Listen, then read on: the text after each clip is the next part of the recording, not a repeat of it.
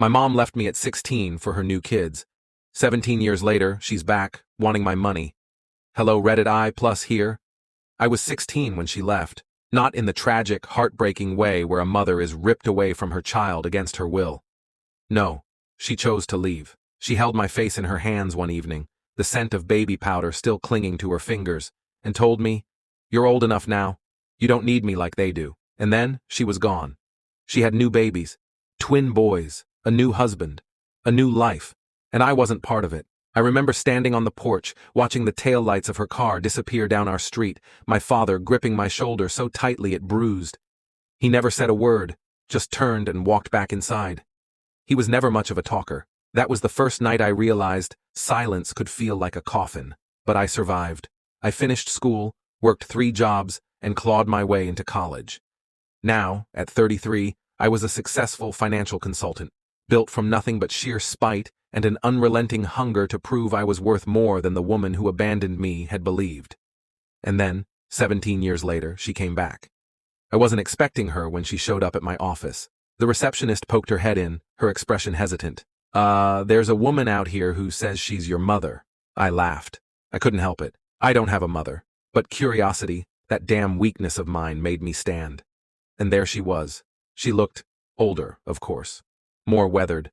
Life had not been particularly kind to her. There were deep lines around her mouth, her once dark hair streaked with gray. She looked like someone who had spent the last decade and a half making all the wrong choices. "Caleb," she breathed, like my name was something sacred. "Oh, my boy." I crossed my arms.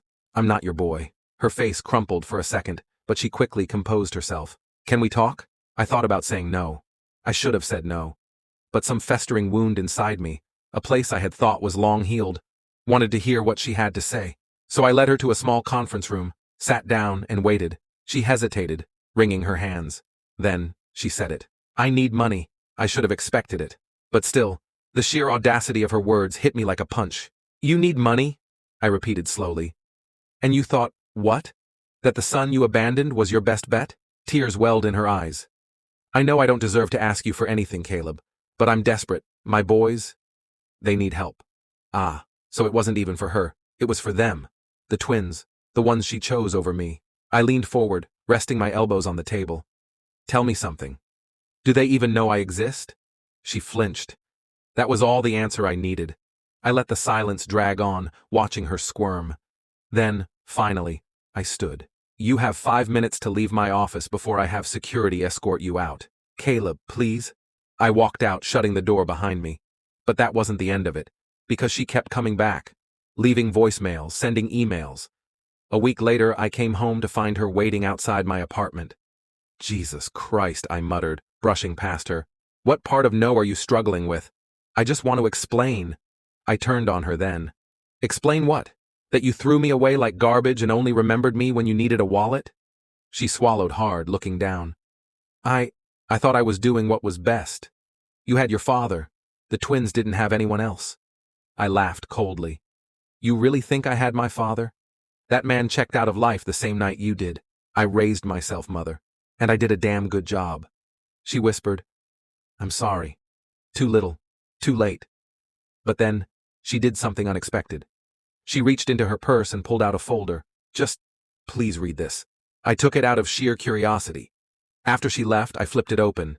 Inside were medical bills, and hospital reports, and test results.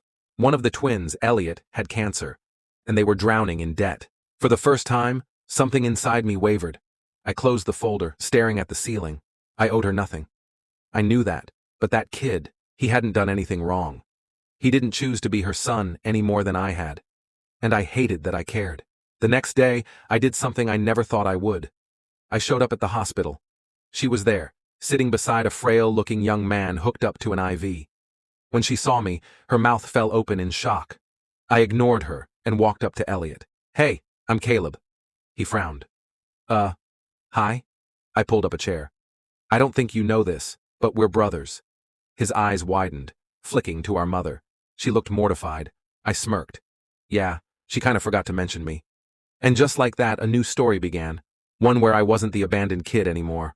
I was something more, something better. I was seen, and this time, I made damn sure no one could ever erase me again.